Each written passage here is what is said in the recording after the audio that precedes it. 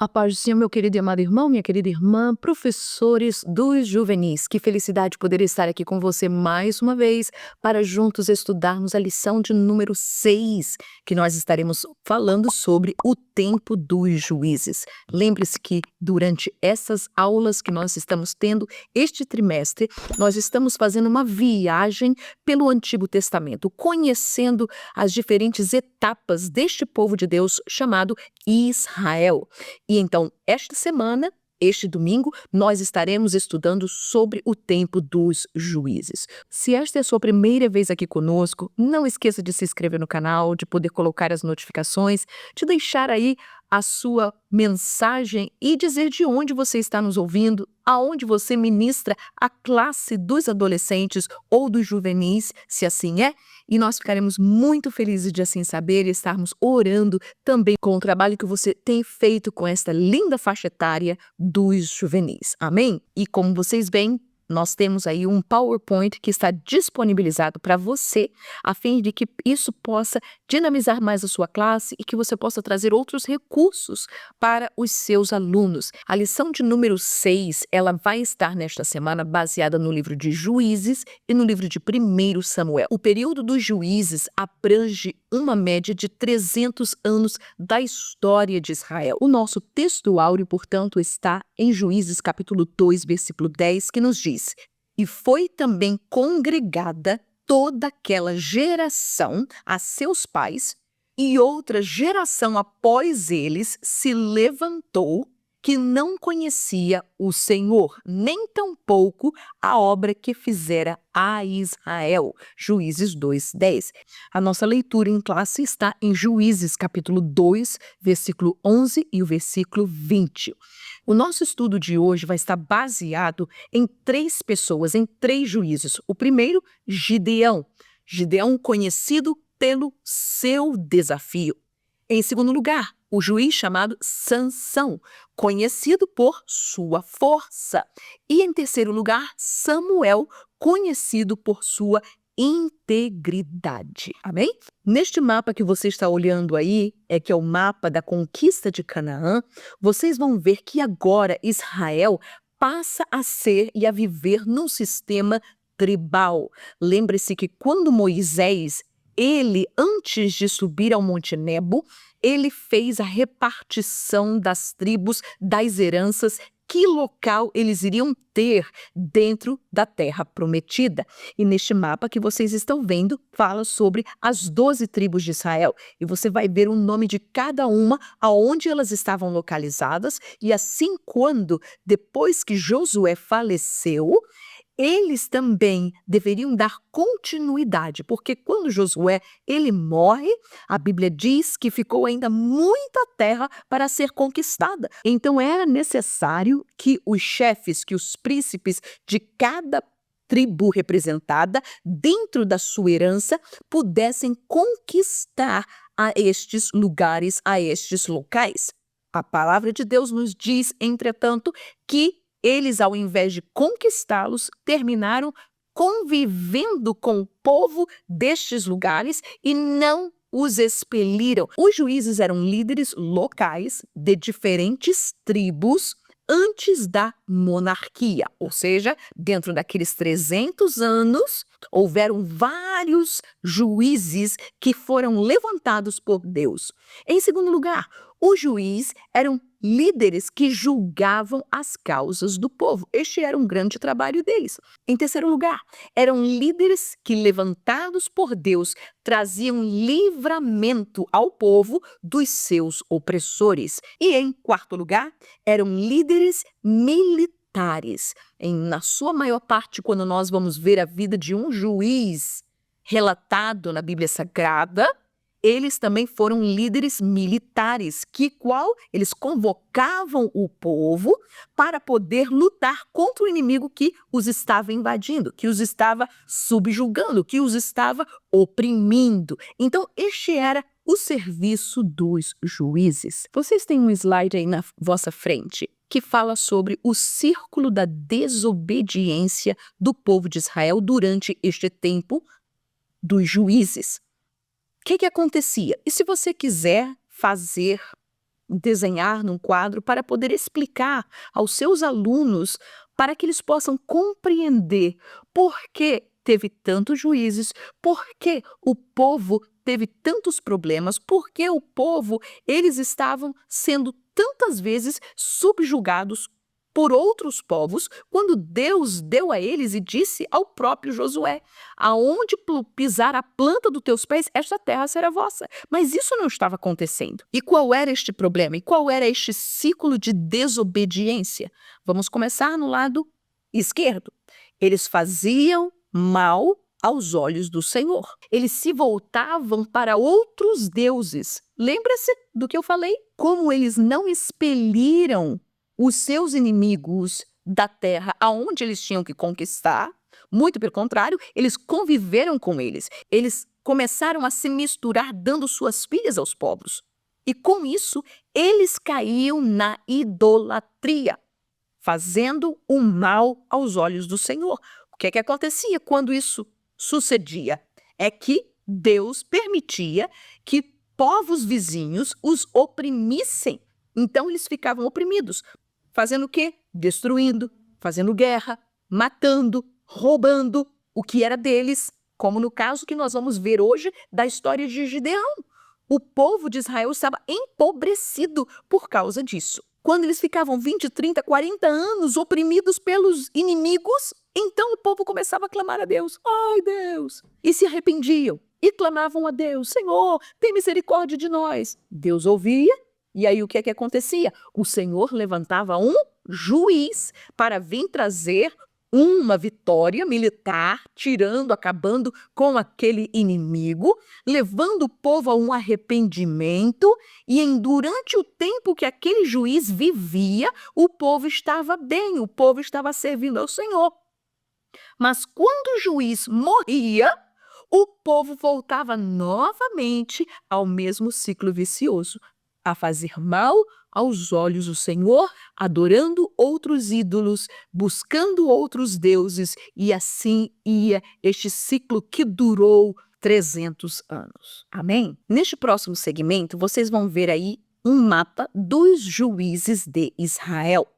Vocês vão ver vários nomes, e estes nomes, as suas histórias estão descritas no livro de Juízes. Alguns deles têm histórias muito pequenininhas, outros têm mais extensas. Entretanto, vocês vão notar aí que estes juízes foram levantados por Deus em diferentes lugares, de norte a sul, de leste a oeste. Vocês vão ver o nome deles registrados aí. Então, hoje, como nós falamos, estaremos estudando sobre a vida de Gideão, sobre a vida de Sansão e sobre a vida de Samuel. Gideão, sua história está em Juízes, capítulo 6 ao capítulo 8.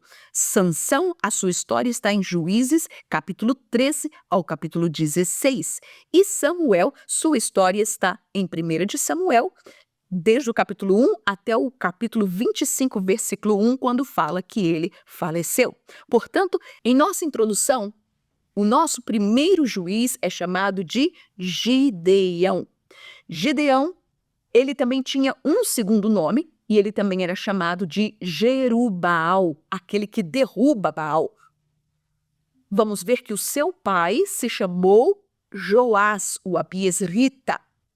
Ele era da tribo de Manassés, e ele vinha de uma cidade que se chamava Ofra, que Gideão tinha várias mulheres e ele teve 70 filhos. Você pode imaginar uma coisa dessa? 70, exatamente. Vamos ver que nesta época o inimigo de Israel eram os midianitas, aqueles que descendiam de Midian. Eles serviram, ou seja, Israel serviu debaixo, estiveram subjugados pelos midianitas durante 7 anos, quando então eles começam a clamar ao Senhor, e a Bíblia diz que Deus levanta a Gideão para poder livrá-los. Deus fez uma prova com Gideão e aqueles soldados, e apenas 300 foram aqueles que foram lutar juntamente com Gideão. Esta fotografia que vocês estão vendo é o local aonde é chamado de Harod, a fonte de Arode. Foi neste lugar que a Bíblia diz, e que está até o dia de hoje lá em Israel, foi aonde o exército de Gideão foi convocado para fazer um teste diante do Senhor. Um teste de beber a água para escolher quem iria ou quem não iria para a guerra. Então, vocês estão vendo aí, existe uma nascente de água neste local chamado Arode. Na próxima fotografia, vocês vão ver aí a irmã Vânia, não é? Então, e foi neste lugar aonde os soldados de Gideão foram provados. Em nosso primeiro tópico, então, diz Gideão, o juiz conhecido por seu desafio. E, meus queridos, nós muitas vezes, como líderes, somos desafiados. Temos desafios de Deus, temos desafios da nossa casa, temos desafio com as pessoas que nós trabalhamos, temos desafio com aqueles que querem parar a obra que nós estamos realizando, e nós vamos ver que Gideão não fugiu desta regra. Gideão, ele teve vários desafios e nós vamos estar falando sobre eles. Quais foram? Primeiro, o desafio das suas limitações, ou seja, das limitações do próprio Gideão. Segundo lugar, o desafio do seu exército.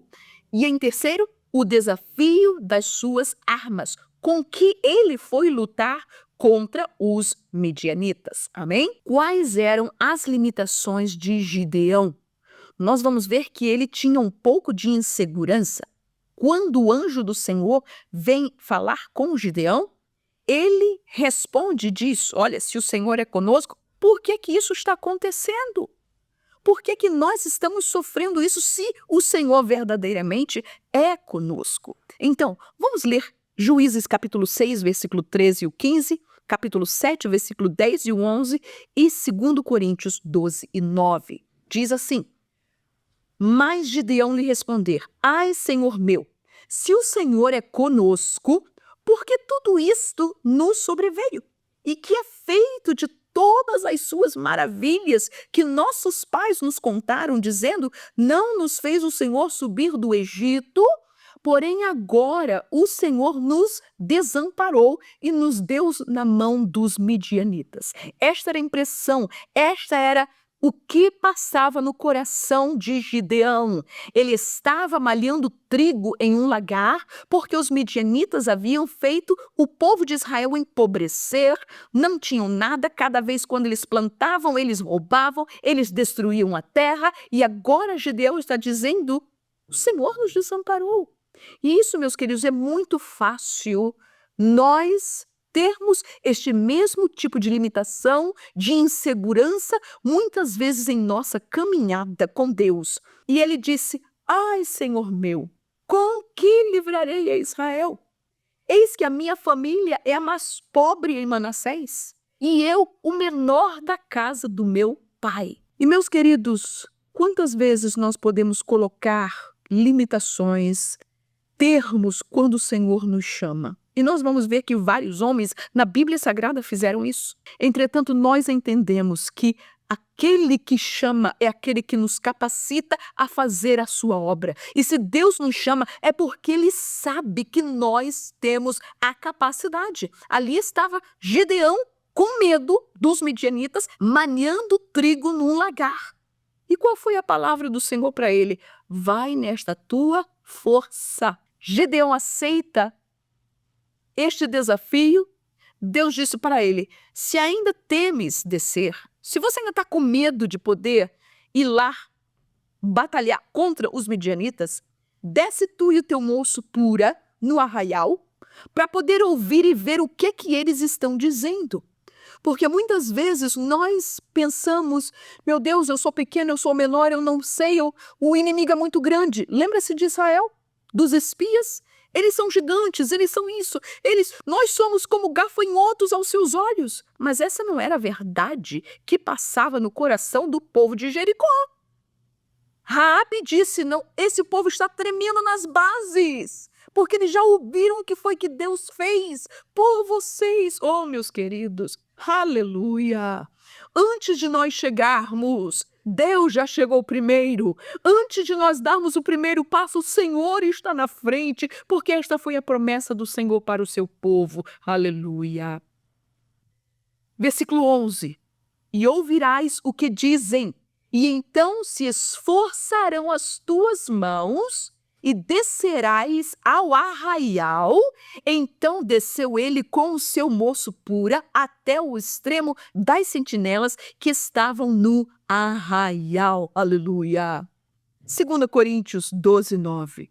Houve um homem também que disse: Senhor, eu sou um homem fraco, eu tenho minhas fraquezas. Como é que eu vou fazer esta obra? E Deus disse para ele: a minha graça te basta, Paulo, porque o meu poder se aperfeiçoa na tua fraqueza. De boa vontade, pois, me gloriarei nas minhas fraquezas, para que em mim habite o poder de Cristo. Aleluia. Assim que, meus queridos, houve um desafio. Nós conhecemos a este homem Gideão por este desafio, por estas limitações que ele colocou sinceramente diante do Senhor, e talvez nós já tenhamos posto diante de Deus as nossas limitações. Senhor, eu não posso. Senhor, como é que eu vou fazer isso? Olha a minha situação, olha o meu caso, olha quem eu sou, o que eu fiz, o meu passado. Mas Deus, aleluia, está dizendo para mim e para você: oh meu filho, oh minha filha, aleluia, vai nesta tua força, porque tu farás livrar, tu farás a obra, o meu poder se aperfeiçoa na tua fraqueza, aleluia. O segundo desafio de Gideão, irmãos, foi o desafio do seu exército. Nós vamos lembrar que quando Gideão disse: olha, quem vai comigo? Espada do Senhor, espada de Gideão. A Bíblia fala que Gideão conseguiu convocar 32 mil homens. Parecia bastante, um exército grande, que Gideão poderia estar confortável. Bom, é um bom número. Entretanto, Deus disse para ele: tem muita gente, Gideão. Vamos lá ver o que é que aconteceu. Juízes capítulo 7, versículo 2 ao 4 e o versículo 7. E disse o Senhor a Gideão: muito é o povo que está contigo para eu dar os midianitas em sua mão, a fim de que Israel se não glorie contra mim, dizendo: a minha mão me livrou. Aleluia. Oh, meus queridos, muita gente. Ele diz: agora, pois, apregou aos ouvidos do povo, dizendo: quem for covarde e medroso, que volte e vá-se apressadamente das montanhas de Gileade. Então voltaram do povo, quanto é? 22 mil homens. Você pode imaginar um exército que vai lutar, e desse exército, mais da metade é medroso e covarde? O que vai acontecer na hora da batalha? E foi isso. Deus não somente sabia que isso haveria de acontecer, mas ele também sabia que todo este povo junto, lutando, brigando pela causa militar que Gideão estava ali fazendo, iriam dizer claramente: foi o meu braço, foi a minha força, foi, olha, eu que livrei ao povo de Israel. E Deus disse: não, não, não, foi não. Sou eu que estou livrando. O povo me clamou, sou eu que estou livrando. E olha, Deus mandou Gideão passar por uma outra prova. Versículo 4 disse: disse o Senhor a Gideão: ainda muito povo há. Faze-os descer as águas e ali tu os provarei. Naquelas águas lá que você viu na fotografia, na fonte de Arode. E será que aquele que eu te disser, este irá contigo, esse contigo irá. Porém, todo aquele que eu te disser, este não irá contigo, esse não irá. Aleluia. Versículo 7. E disse o Senhor a Gideão: quantos foi que sobraram? Ele agora só estava com 10 mil. E agora Deus disse: com estes 300 homens que lamberam as águas, vos livrarei e darei os midianitas na tua mão, pelo que toda outra gente se vá, cada um ao seu lugar. E quando nós lemos, irmão, isso, eu posso imaginar que Gideão tremeu nas bases. Senhor, 300? Só isso? Quando Gideão olhava para o exército dos midianitas e amalequitas, irmão, a Bíblia diz que jaziam como gafanhotos de tanta gente, inumeráveis que não se podia contar. E aqui está Gideão com 300 homens, o desafio do seu exército. Entretanto, esses 300 iam com a força e com a espada, não somente de Gideão, mas com a espada do Senhor. Olha o que diz 1 de João, capítulo 4, versículo 4. Filhinhos, sois de Deus e já os tendes vencido, porque, aleluia, maior é o que está em vós do que o que está no mundo, aleluia. Oh, meus queridos, com Jesus, como diz, né? Muitas vezes as pessoas somos a maioria, porque o Senhor está ao nosso lado, não temos o que temer, aleluia, porque Ele é conosco. Se Deus está conosco, se o Senhor é conosco, se o Senhor vai conosco, se é Ele que está mandando, lembre-se que Ele toma conta de todos os detalhes. Por mais que você possa dizer, só isso, Jesus, como é que eu vou fazer? Se preocupa não. Maior é aquele que está em nós do que aquele que está no mundo. O inimigo das nossas almas, o diabo, o nosso adversário, sim, é forte, está como um leão rangendo, mas, entretanto, maior é aquele que está em nós do que aquele que está no mundo. E, em terceiro lugar, o desafio de quê? Das suas armas. Gideão, por incrível que pareça, Deus disse para ele, as tuas armas serão 3 objetos, uma tocha e uma buzina. E você pode dizer, ok, mas este exército que está aí, eles estão com lanças, com flechas, com todo tipo de armadura contra nós, e nós vamos para a guerra com um cântaro vazio, com uma tocha e com uma buzina. Entretanto, Gideão seguiu o que Deus havia determinado. E quando eles quebraram os cântaros, que levantaram as tochas e que eles tocaram a buzina, meus queridos, houve uma confusão no arraial dos midianitas, que eles começaram a se matar uns aos outros, aleluia. Quando Deus ele dá o projeto, quando Deus dá a estratégia, quando Deus ele faz, meus queridos, nós sabemos que a vitória é certa pelo sangue de Jesus. E que armas o Senhor Deus tem dado a você para lutar? É claro que nós temos como crentes grandes ferramentas à nossa frente. Nós temos a palavra de Deus, nós temos a oração, nós temos o jejum. E muitas vezes as pessoas podem dizer, mas isso, irmã, para vencer com essas armas? Exatamente com essas. Mas olha só, as de Gideão.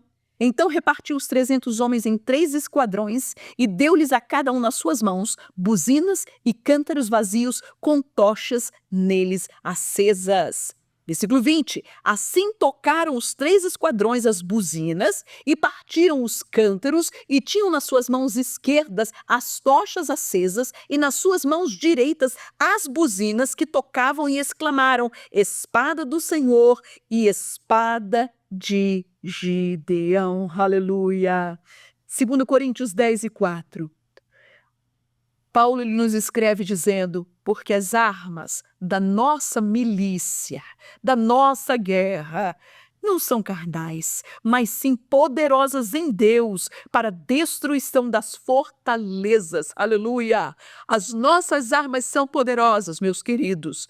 Temos que confiar no Senhor, temos que confiar naquele que deu a estratégia, temos que confiar naquele que nos chamou para a obra. Ele conhece as nossas limitações, ele conhece Quem é que nós temos para poder cooperar e trabalhar conosco? Ele conhece as armas que nós temos, os recursos que nós temos para fazer a obra do Senhor. E Paulo ainda diz à igreja de Éfeso, capítulo 6, versículo 13, ele disse: portanto, tomai toda a armadura de Deus. E nós conhecemos quais são as armaduras de Deus, para que possais resistir no dia mau e, havendo feito tudo, ficar firmes. Amém? Muito bem, vamos seguimos para o nosso segundo juiz, chamado Sansão. Este juiz que muitas vezes, quando as pessoas pintam a ele, quando descrevem a ele, né? Você vê as imagens como aquele homem musculoso, como aquele, né, tipo de Hércules. A Bíblia não fala nada disso. Eu imagino que Sansão pudesse ser sido um homem normal como qualquer um outro. Porque qual era a diferença? É que Sansão, a Bíblia diz que cada vez quando ele ia e lutava e ele vencia aos filisteus, a Bíblia diz que o Espírito do Senhor se apoderava dele. Quando o Espírito do Senhor se apoderava dele, irmãos, sai de baixo, sai da frente, porque aquele homem destruía com a sua força que Deus havia dado a ele para poder vencer e subjugar os filisteus, que era o inimigo naquela época. Amém? Então vamos ver um pouquinho sobre o detalhe de Sansão. Em primeiro lugar, o seu nome significa pequeno sol. O seu pai se chamou Manoá. O nome de sua mãe não está descrito na Bíblia Sagrada, entretanto, ela era estéril, não podia ter filhos, e um anjo do Senhor apareceu a ela e disse que ela haveria de ficar grávida e haveria de ter este filho que livraria o seu povo das mãos dos filisteus. Ele era de que tribo? Vinha da tribo de Dan, e ele morava numa cidade chamada Zorá. Uma das coisas que Deus exigiu da esposa de Manoá e disse para eles o cuidado que haveriam de ter com Sansão é que ele haveria de ser nazireu. E o que é isso, irmã Vânia? Este era um voto que as pessoas faziam, algumas vezes temporários, algumas vezes a longo prazo e outros por toda a sua vida. Em Números capítulo 6, do verso 1 ao 6, fala e descreve sobre o voto do nazireado. Sansão haveria de ser nazireu desde o ventre da sua mãe. E o que é que ele não podia fazer? A primeira coisa é que ele não podia, durante todo o período do seu voto, ele não poderia tocar em corpo de animal ou pessoa morta. Ele não podia tocar em cadáveres. Segundo lugar, ele não podia cortar o seu cabelo, porque quando aquele homem estava com seu cabelo grande, as pessoas, quando passavam, sabiam que ele tinha um voto com Deus, o voto de nazireado. E em terceiro lugar, ele não poderia beber vinho, bebida forte. E a Bíblia nos diz que o anjo deixou muito claro para a esposa de Manoá, dizendo que ela não poderia beber porque ele haveria de ser nazireu desde o seu ventre. Amém? Os filisteus nesta época eram os inimigos de Israel. Nós vamos ver que durante 40 anos Israel ficou subjugado pelas mãos dos filisteus. E nós vamos ver também que Sansão, ele foi traído por uma mulher que se chamava Dalila.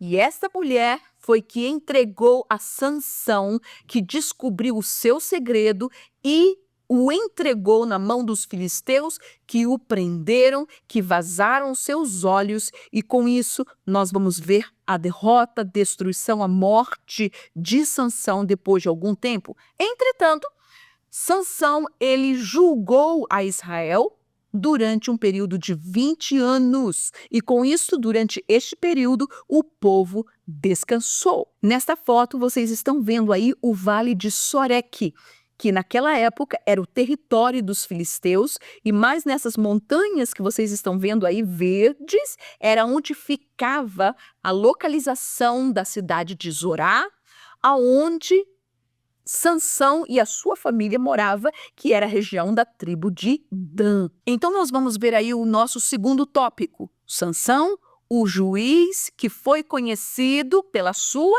força. Exatamente. Sansão era um homem forte, mas ao mesmo tempo era um homem carnal. Sansão era um homem forte, mas ao mesmo tempo era um homem impulsivo, vingativo. Sansão era um homem forte, mas ao mesmo tempo era um homem nécio, que não tinha sabedoria, que não tinha discernimento. E nós vamos ver por quê. Amém? Nosso primeiro subtópico fala forte, mas carnal. Por que que nós podemos dizer que Sansão foi um homem carnal? Porque em várias etapas da vida de Sansão havia uma coisa que o fazia cair, e era o seu amor por mulheres. O contexto do livro de Juízes, capítulo 14, versículo 3, é que Sansão chegou para os seus pais e disse que ele tinha ido a Timná, que era outra cidade filisteia, que ele tinha visto uma mulher lá e que lhe agradara, e que ele queria casar com esta mulher. E seu pai lhe responde dizendo, porém seu pai e sua mãe lhe disseram, não há, porventura, mulher entre as filhas de teus irmãos, nem entre todo o meu povo, para que tu vás tomar mulher dos filisteus, daqueles incircuncisos, dos nossos inimigos. E disse Sansão a seu pai, tomai-me esta, porque ela agrada aos meus olhos. Irmãos, saber para um pai e para uma mãe, saber que a palavra do Senhor para eles, que Deus iria trazer um menino para eles, um filho, e que este menino seria usado para poder derrotar, para destruir os filisteus, e agora ver este seu filho, simplesmente, ao invés de cumprir a palavra de Deus, estava agora se juntando, estava agora se casando com uma mulher dos seus inimigos. O que é que fazia Sansão pensar que ele podia se misturar naquele meio e continuar imune? Temos que entender que quando nós nos misturamos, quando nós nos expomos, quando nós estamos no mundo,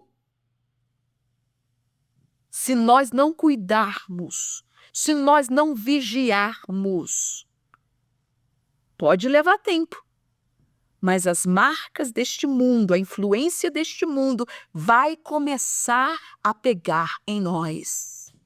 E Sansão era este homem carnal. Irmãos, mulher não faltava em Israel, mulheres lindas, mulheres santas, mulheres do seu próprio povo, como Deus havia dito. Mas o que foi que ele disse? Não. Esta agrada aos meus olhos, a sua carnalidade. Próximo versículo, Juízes 16:1. Outro tempo, outro lugar. Ele disse, foi-se Sansão a Gaza, outra cidade filisteia, e viu ali uma mulher prostituta e entrou a ela. Meus queridos, cada vez que Sansão descia às cidades dos filisteus, a sua carnalidade lhe comia vivo. E aí estava ele pecando contra Deus. Deus ele nos chama para a sua obra, mas não é porque Deus nos chama que nós temos um passe livre para pecar, que nós temos um passe livre para viver uma vida como nós queremos, não de maneira alguma. Se Deus nos chama, se Deus ele tem propósito, se Deus ele tem ministério, mais ainda nós devemos cuidar para caminhar pelo caminho estreito, aleluia! Nós não podemos deixar nos levar pela nossa carnalidade, pelo nosso homem natural, não de maneira nenhuma. Mas não foi isso que Sansão ele fez. Próximo versículo, versículo 4. E depois disto aconteceu que se afeiçoou a uma mulher do vale de Soreque, Lembra da nossa fotografia? Daquele vale. Dalila vivia ali, cujo nome era Dalila. Aleluia. Gálatas 5:1. Ele nos diz: estais, pois, firmes na liberdade com que Cristo nos libertou, e não torneis a meter-vos debaixo do jugo da servidão. Oh, meus queridos, já fomos limpos. Deus nos chama a uma vida consagrada a Ele, uma vida santificada. Nós podemos, Deus me chamou, eu tenho ministério, eu tenho vocação, eu tenho isso. Sim, mas você não está imune ao pecado. Se você brincar com o pecado, você vai se queimar. Se eu brincar com o pecado, eu vou me queimar. Aleluia! E por isso Paulo ele diz aos Gálatas: estejamos firmes na liberdade. E a liberdade que Deus nos deu não é para poder viver uma vida como queremos, nem viver uma vida no pecado, ou viver fazendo o que nós bem entendemos, porque nós achamos que é assim. Não, de maneira nenhuma. Nós temos limites, nós temos traços que nós devemos nos guardar deles. Aleluia! E o que é que nos diz a Bíblia também em Gálatas 5:16? Digo, porém, andai em espírito e não cumprireis a concupiscência da carne. Mas o nosso irmão aqui, amigo, Sansão, era um homem que vivia uma vida carnal. Vivia mais na carne que no espírito. Sansão, muito forte, mas era um homem impulsivo, era um homem vingativo. Você já encontrou alguma pessoa que, quando vem alguma coisa na cabeça, é impulsionado a fazer uma coisa simplesmente pelas as suas emoções, ou pela sua adrenalina, ou porque não pensou na hora, no momento, vingativo, e depois ele vai pagar o preço?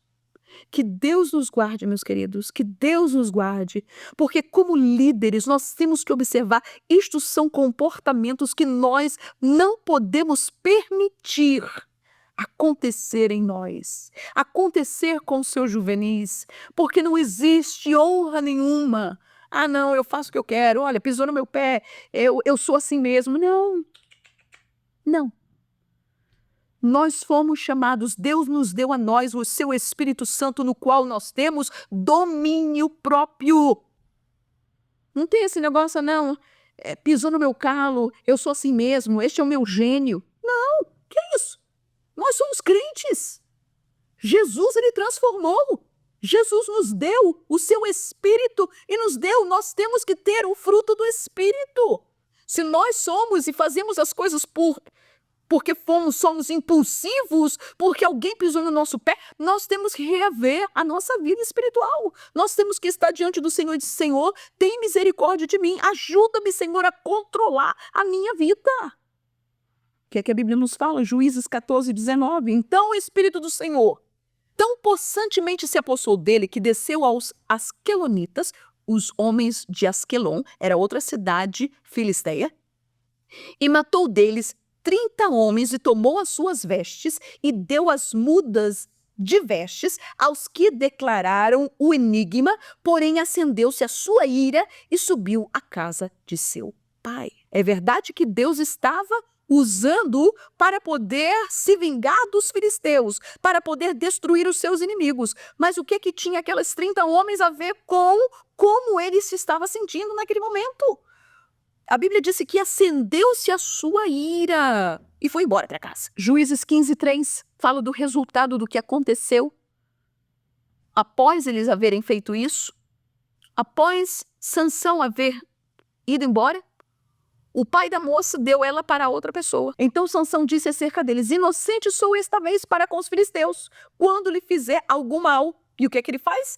Foi Sansão, tomou 300 raposas, tomando tições, as virou cauda a cauda, pôs um tição no meio das suas duas caudas e jogou na seara dos filisteus. E chegou fogo aos tições, largou-as na seara, e assim abrasou os molhos com a cega do trigo e as vinhas com os olivais. Ele destruiu toda a seara, todo o trigo, toda a vinha, todas as oliveiras, tudo que era mantimento para aquele povo, Sansão destruiu. Por quê? porque eles haviam simplesmente dado a sua esposa para outro homem. Com isso, o que é que acontece? Você vê que um abismo chama outro abismo, meus queridos.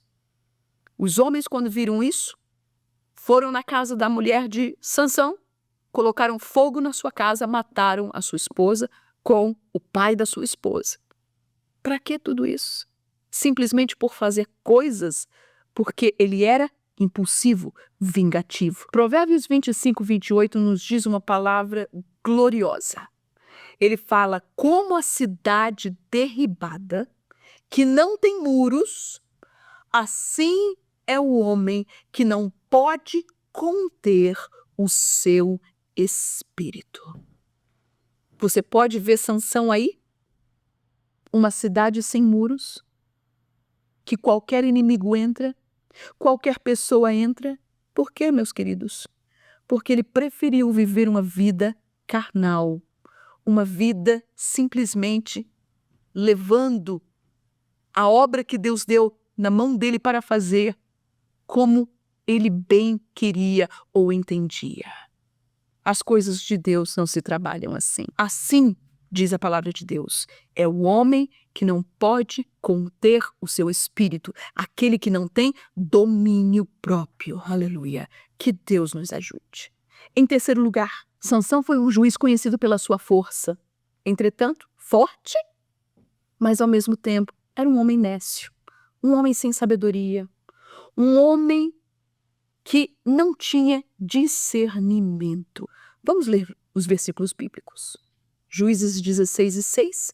Disse, pois, Dalila Sansão, declara-me, peço-te, em que consiste a tua grande força e com que poderia ser amarrado para te poderem afligir. E logo após, Dalila chama os filisteus e acorda ele. Os filisteus estão aqui. Ele quebra aquelas cordas e vai adiante. Nós vamos ver que Dalila fez isso 2, 3 vezes e Sansão, cada vez ele se aproximava. Ah, se você me amarrar com vigas novas, eu serei como qualquer homem. O que ela fez? Chamou os filisteus. Sansão, os filisteus estão aqui. Ele arrebentava, ele quebrava com tudo e ele saía vitorioso. Próxima vez, olha, se você me tecer tranças na minha cabeça, então eu vou ser como qualquer outro homem. Ah lá, Dalila fez as tranças nele, pregou tudo direitinho, chamou, colocou ele para dormir, chama os filisteus. Sansão, os filisteus estão aqui. Meus queridos, será que Sansão não estava vendo que Dalila estava o enganando? Será que Sansão não podia ver aonde é que ele estava caindo? Versículo 16 nos diz, e sucedeu que, importunando-o ela todos os dias com as suas palavras e molestando-o, a sua alma se angustiou até a morte. Quando nós vivemos uma vida carnal, impulsiva, vingativa, sem domínio próprio, o que é que acontece, meus queridos? Nós caímos na tentação e a tentação vai nos cegar. Nós não vamos ver, o inimigo está ali, em cima, fazendo, falando claramente. Todo mundo conseguia ver, exceto Sansão. E a Bíblia nos fala, e descobriu-lhe, olha aí, e descobriu-lhe todo o seu coração e disse-lhe, aleluia, nunca subiu navalha a minha cabeça, porque sou nazireu de Deus, desde o ventre da minha mãe. Se viesse a ser rapado, ir-se-ia de mim a minha força e me enfraqueceria e seria como todos os demais homens. Sansão brincou com o pecado. Brincou. Me amarra, põe vigas, tece tranças no meu cabelo. Chegou o momento que Satanás olhou para Sansão e disse, I got you. Te consegui. Oh, Foi isso que Dalila, lá do seu coração, consegui. Olha o que ela diz. E disse ela: os filisteus vêm sobre ti, Sansão. E o que é que ele faz? E despertou do seu sono e disse: que imprudência! Sairei ainda esta vez como dantes e me livrarei. Porque ele não sabia que já o Senhor se tinha retirado dele. Oh, meus queridos, quão importante nós ensinarmos esta lição para os nossos juvenis.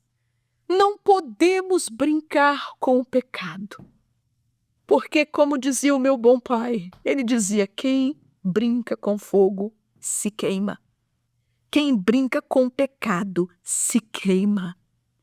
E olha, Sansão pensava que podia, mais uma vez e outra vez e outra vez. Olha, eu pequei, mas o Senhor novamente vai me perdoar e vai isso, não tem nada, eu vou suceder mais uma vez. E brinca com pecado e cai e pega, sem dizer que todos aqueles pontos do nazireado, Sansão já havia perdido. E agora, ele se levanta e, para sua tristeza, já não existe mais força. O Espírito do Senhor já havia se retirado dele. Aleluia. Meus queridos, Sansão matava 1000 filisteus com uma queixada de jumento. Mas ele não conseguia vencer a tentação de uma mulher. De olhar para ela e dizer: não, vai-te daqui, Satanás. Ele sabia qual era o fraco dele, ele sabia o que passava no seu coração, mas ao invés de combater contra a sua carne, ele se dava, ele abria o seu coração, ele ia lá. Ele ia em direção exatamente aonde estava o perigo. Foi para Timná, foi para Gaza, foi para Soreque. O que é que ele havia perdido lá? Segundo lugar, Sansão, em Gaza, tirou as portas da cidade com os ferrolhos em mão e levou as portas. Este homem conseguia levar as portas de uma cidade nos seus ombros e subir uma montanha. Mas Sansão não conseguia fechar a porta do seu coração contra a tentação. Aleluia! Todas as vezes que descia, acontecia algo. Que isto seja de lição para as nossas vidas, para nós que somos líderes, para aqueles que nós ensinamos, de saber que nós, como líderes, não podemos viver uma vida carnal, não podemos viver uma vida impulsiva, vingativa, sem controle próprio, que faz o que dá na cabeça. Não podemos viver uma vida simplesmente sem sabedoria de Deus, uma vida nécia, uma vida sem discernimento do Espírito. Provérbios 3:7 nos ensina: não seja sábio a teus próprios olhos, teme ao Senhor e aparta-te do mal. Sou eu que tenho que me apartar do mal, meu querido. São os nossos alunos que têm que se apartar do mal. Não adianta você chegar: ai, Senhor, tira esta tentação de mim. Não, não é Deus que vai tirar a tentação, não. É você que não tem que ir lá aonde ela está. Somos nós que temos que correr dela, somos nós que temos que sair fora dela. Se nós chegarmos num ponto que nós não podemos correr, fugir, nós clamamos pelo sangue de Jesus. Senhor, cobre-me com teu sangue, afasta Satanás, resisti ao diabo e ele fugirá de vós. Mas não podemos nos deixar levar à tentação, ao lugar aonde sabemos que ali está o perigo espiritual. Amém? Em terceiro e último lugar, nós temos a pessoa de Samuel. Samuel, seu nome quer dizer o Senhor ouve. Ele foi filho de Eucana com Ana e vinha da tribo de Efraim e morava numa cidade chamada Ramataim. Nós vamos ver que Samuel, ele teve 2 filhos. Um se chamou Joel e o outro se chamou Abias. Quem eram os inimigos de Israel no tempo de Samuel? era ainda os filisteus. Nós vamos ver que Samuel, ele exerceu 3 ministérios na sua vida. Ele foi profeta, ele foi juiz e ele foi sacerdote.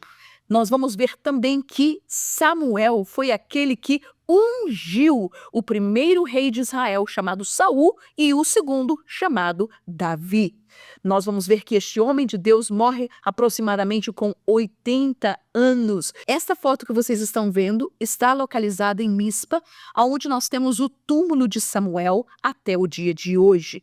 Nós vamos ver também que este juiz é conhecido, como falamos, pela sua integridade. Integridade em quê, irmã Vânia? Primeiro, em meio à apostasia do seu povo. Segundo, em meio à divisão, como o seu povo estava disperso. E em terceiro, em meio à transição. Aleluia. Samuel foi esse juiz conhecido pela sua integridade. Aleluia. Integridade em primeiro lugar, em meio à apostasia. Vocês vão lembrar que o povo de Israel havia se desviado. Nós vamos lembrar que o povo de Israel havia se distanciado dos caminhos do Senhor. O livro de Juízes, que começa com uma grande vitória, termina dizendo que o povo estava fora dos caminhos do Senhor, termina com derrota. E este homem, Samuel, que foi levado à casa de Deus por uma promessa que a sua mãe fez a Deus, quando ela não podia ter filhos, e ela falou para Deus, dizendo: se tu me deres um filho varão, eu o devolverei, eu irei dar a ele para a tua casa, para que ele possa viver na tua casa para sempre. E foi o que aconteceu. Ana engravidou, Ana teve a Samuel, e Ana trouxe, depois de desmamado, trouxe a aquele menino para o templo do Senhor, aonde Eli era o sumo sacerdote juntamente com seus filhos, Ofni e Finéias. Mas nós vamos ver que mesmo tendo o santuário, o tabernáculo, ter o sumo sacerdote, ter os filhos de Eli como sumos sacerdotes, entretanto, o povo estava vivendo em apostasia, estava vivendo em idolatria, estava vivendo em pecado. Vamos ver a verdade do que acontecia mesmo no meio dos sacerdotes.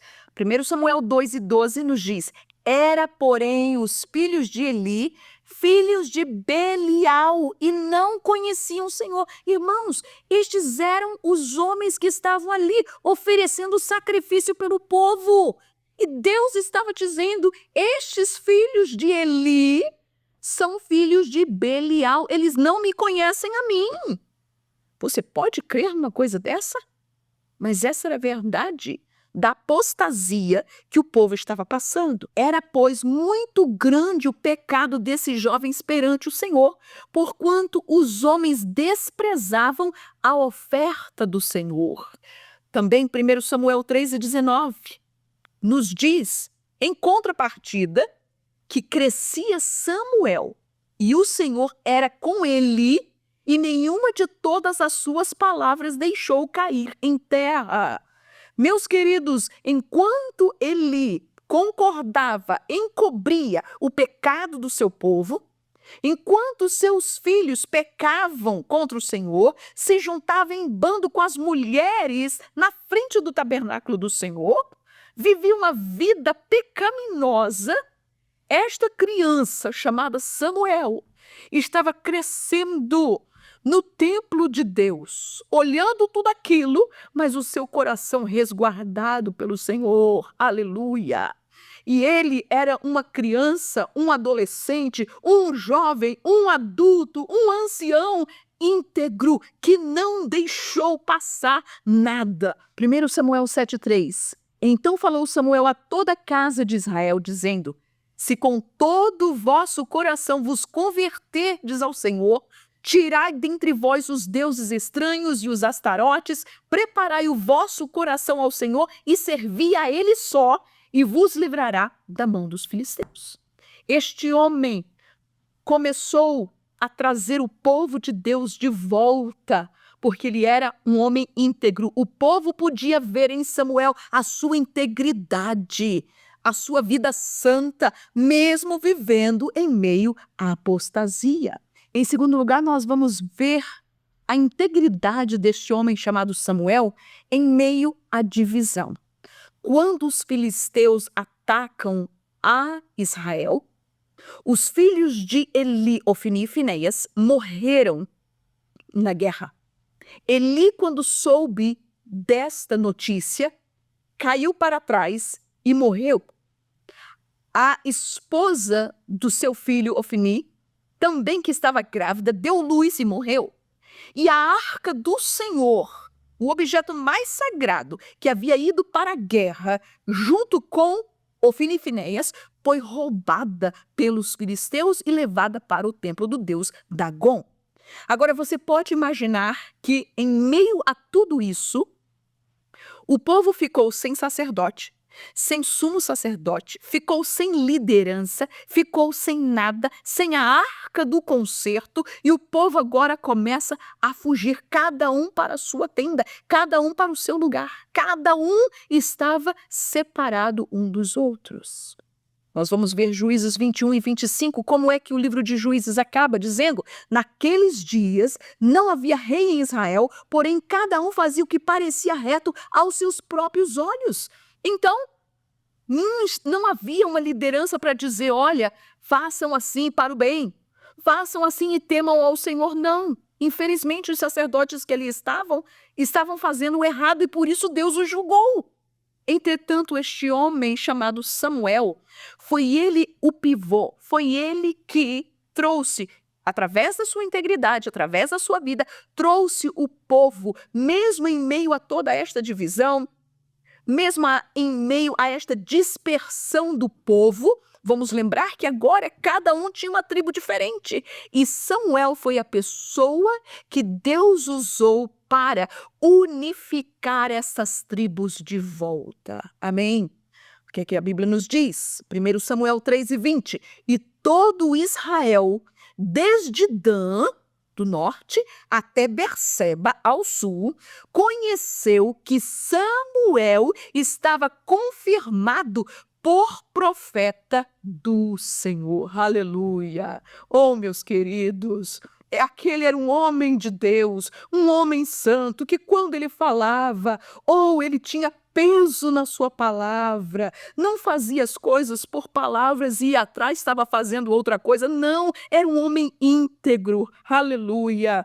1 Samuel 4:10, então pelejaram os filisteus e Israel foi ferido e fugiram cada um para a sua tenda, e foi tão grande o estrago que caíram de Israel 30.000 homens de pé. Você pode ver a situação que este povo estava. Meus queridos, para Samuel ver essa triste história, precisou de um homem de pulso, precisou de um homem de caráter, precisou um homem de princípios, precisou de um homem íntegro para ver toda esta desgraça. E ao invés de simplesmente, olha, sabe de uma coisa? Deixa eu ficar aqui na minha tenda, vocês, olha, não foram feios a Deus, se virem. Não foi isso. Samuel amava o seu povo. Samuel era um homem íntegro e disse, não, eu vou lutar por eles. Mesmo sabendo que havia caído 30.000 homens, a arca do Senhor havia sido roubada, o sumo sacerdote morreu, os filhos de Eli, Ofni e Finéias morreram, mas ele seguiu adiante, trazendo o povo de volta ao arrependimento, porque ele era um homem íntegro. E ele, 1 Samuel 4:21 diz, mas chamou a esposa de Ofni. Ela morreu, mas ao dar à luz, ela disse, chamou o menino e acabou, dizendo, foi-se a glória de Israel. Porquanto a arca de Deus foi levada presa, e porque de seu sogro e de seu marido. Oh, meus queridos, que tristeza de ver um povo que tinha recebido do Senhor toda a glória, que havia recebido do Senhor a promessa de que aonde pisasse os seus pés, aquela terra seria deles. e deixaram simplesmente se esvair pelos seus dedos, pelas suas mãos, porque não guardaram. Mas Deus sempre tem os seus Samuéis guardados para trazer o povo de volta ao arrependimento, e foi isso que ele trouxe. Mas ele foi um homem íntegro também, em meio a uma transição. Que transição foi essa, irmã Vânia? O profeta Samuel foi a pessoa responsável em trazer, em fazer esta transição desse sistema de tribos, onde cada uma era responsável por eles mesmos, trazer a uma monarquia. Nós vamos ler na Bíblia Sagrada que o povo disse: Samuel, dai-nos um rei como as demais nações. E isso pareceu mal aos olhos de Samuel. Nós vamos ver. 1 Samuel 8:4 diz: Então todos os anciãos de Israel se congregaram e vieram a Samuel em Ramá, na sua casa. Segundo, e disseram-lhe: Eis que já estás velho. Olha aí, Samuel agora tinha julgado toda a sua vida o povo de Israel. Chegou agora na sua velhice. E este homem, na sua velhice, eles chegam para ele e dizem: Tu estás velho, os teus filhos não andam pelos teus caminhos, não têm a mesma integridade que tu. Constitui-nos, pois, agora um rei sobre nós, para que ele nos julgue, como o tem todas as nações. Em outras palavras, queremos ser igual a eles. Meus queridos, em dias como hoje, é muito tentador nós buscarmos sermos iguais aos demais, iguais ao mundo, iguais àqueles que estão nos rodeando. E esta palavra caiu muito pesada no coração de Samuel. Mas ele diz: agora, pois, mas quando ele vai consultar a Deus, Deus disse para Samuel: Samuel, não fica triste, não. Não se preocupe. Este povo não está rejeitando a ti, Samuel. Este povo está rejeitando a mim como seu Deus. Eles querem simplesmente ser uma nação, não mais uma nação debaixo de uma teocracia, ser conduzida por Deus, mas conduzida pelo homem. E então, quando Deus escolhe este rei, este monarca, agora Samuel disse: agora, pois, vedes aí o rei que elegestes e que pedistes, e eis que o Senhor tem posto sobre vós um rei. E ele explicou tudo aquilo que iria acontecer com o rei. E ele diz: e quanto a mim, longe de mim que eu peque contra o Senhor, deixando de orar por vós. Antes vos ensinarei o caminho bom e direito. Que coisa linda e gloriosa. Um homem que na sua velhice agora estava se sentindo abandonado, porque o povo estava pedindo um rei, um jovem, uma pessoa que estivesse na sua frente para os conduzir. Aleluia! Mas olha a integridade deste homem. Eu não cessarei. Eu não deixarei de orar por vocês. Eu não deixarei de ensinar o caminho bom e direito do Senhor para as vossas vidas. Aleluia! Mas este foi um homem tão íntegro que mesmo depois do rei estar no seu lugar, de estar com a sua coroa, sentado no seu trono, ele não se intimidava de dizer a verdade, de chegar para Saul e dizer: tu erraste, tu pecaste, tu fizeste errado, aleluia, porque Samuel, ele era um homem íntegro, ele estava do lado de Deus, ele estava do lado da palavra, ele estava do lado da verdade, ele estava do lado da santidade, ele estava do lado daquele que o chamou para a sua obra.